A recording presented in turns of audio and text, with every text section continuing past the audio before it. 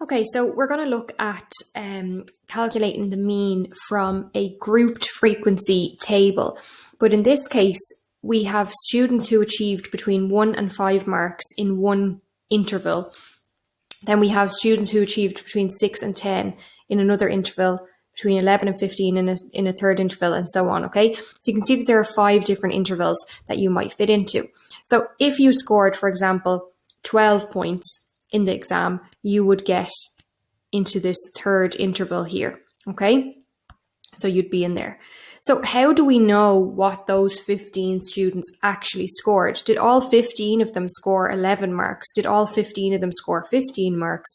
Or maybe 5 of them scored 11, 5 of them scored 12. We don't know, okay? So what we do is we use the midpoint of the interval to calculate the mean. So really what we're doing is we're making an approximation of the mean. So what is the halfway point of each interval? That's the first thing that you're going to have to work with, the mid-interval, the midpoint. So in this case, what you can do is add 1 and 5 and divide by 2, and you get 3. So 3 is the midpoint of the interval. Add 6 and 10, you get 16. Divide by 2, you get 8. So 8 is the midpoint of that interval.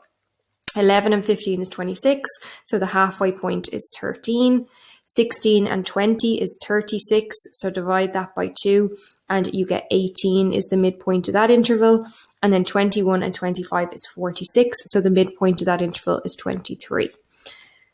Now what you do is you multiply the frequency times by the midpoint of the interval. So we say 11 times by 3 plus 12 times 8 plus 15 times 13 plus 9 times 18 plus 3 times 23. And then we divide the whole thing by the sum of the number of students. So 11 plus 12 plus 15 plus 9 plus 3.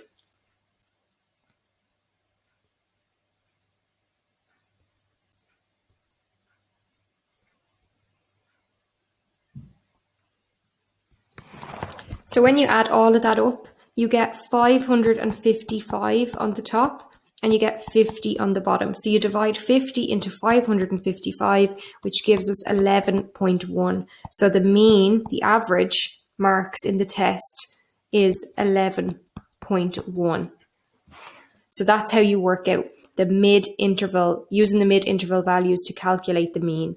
Now this won't be the exact mean.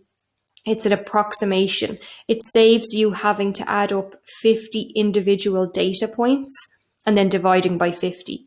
But it's a really good way of approximating the mean.